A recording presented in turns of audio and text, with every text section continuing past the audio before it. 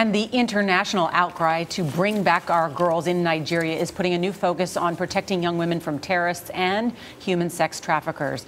Sister Rosemary Nyirumbe was recently named one of Time magazine's 100 most influential people, and she's helped girls rebuild their lives and personal dignity after they were abducted by Joseph Kony's rebel group in Uganda.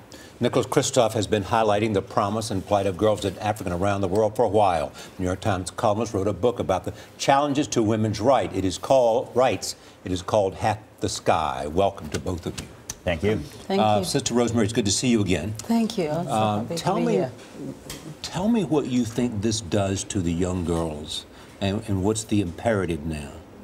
No, first of all, this is a very great moment of pain, and it will go for a long time because it is like pain and really violence is being inflicted on these young girls. And this is, for me, like attacking women, femininity. At this point, I think women should come together and shout to say violence must stop against women, because this is something which is going on everywhere right at this moment. And just imagine that we are preparing for the great day called Mother's Day. Right. And Mother's Day, I think the greatest gift for Mother's Day should be bring back our girls. Yes. And the men are speaking out too. You know, it was last week a friend of mine reached out to me and said, why isn't the media doing anything on this story? I said, what are you talking about? I hadn't heard of it myself. Sister, you were telling me in the green room, you hadn't heard of it. And Nick, you say that too.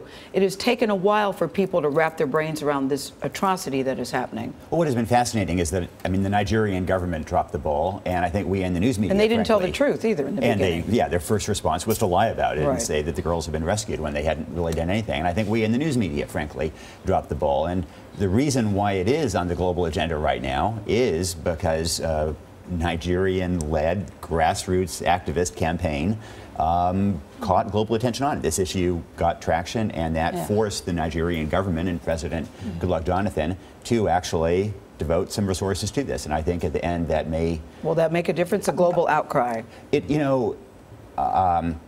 You don't know for sure whether it'll make a difference, but it certainly increased the odds, and it was crazy that we were devoting far more international resources to try to find a downed airliner than all these living girls. Wow, that's an interesting I totally think. Very good point. Sister Rosemary, can I say that when you spoke at the Time 100 dinner of influential people, amongst which Charlie was honored, as well, you got up and spoke, and you said, we've all heard of the lost boys. What about the lost girls? And this was before this instance. There are more than 1 million girls every year around the world who are sex trafficked.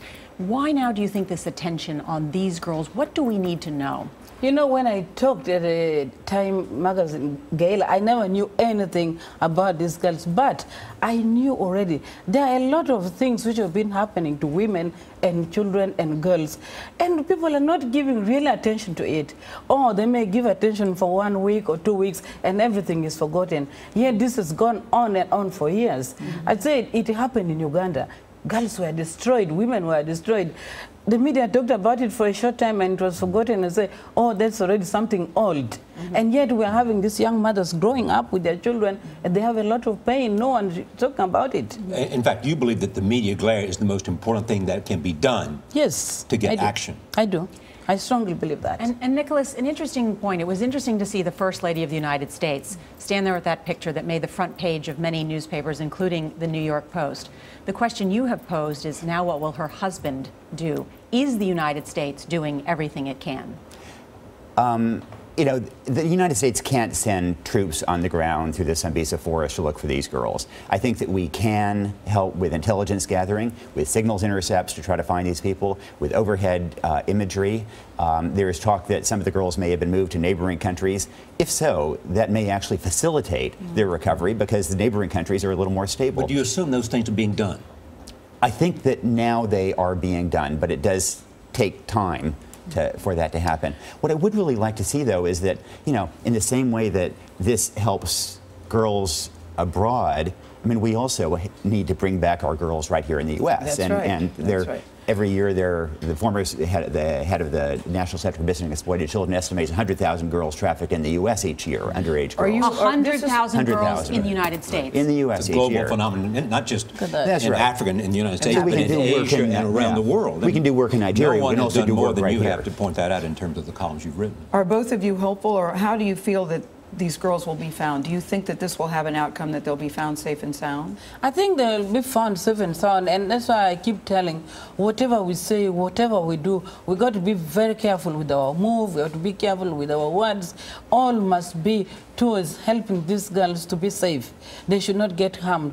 But sincerely, even these countries who are receiving these girls who are being taken there like in sex slavery, what are the countries doing? Everybody should get up and fight this back. Yeah. You don't think this is something good, we need to let these girls be there in a corner, no one is speaking about them. At the Time magazine gala, when I spoke, one woman came up and identified with what I said. She at said, the dinner? Yes, she said, sister, it was like you're speaking directly to me. She was crying. She said, I was one of the lost girls. I spoke at Tennessee. One woman came up and said, sister, I was abducted myself. I was taken away. And you see, that means this is happening everywhere. And this is the United States. They're identifying with what I say. Where are the lost girls? Why are people not thinking about them? Sister Rosemary Nyirumbe, thank you for all that you do. Nicholas Kristof, thank you for being here.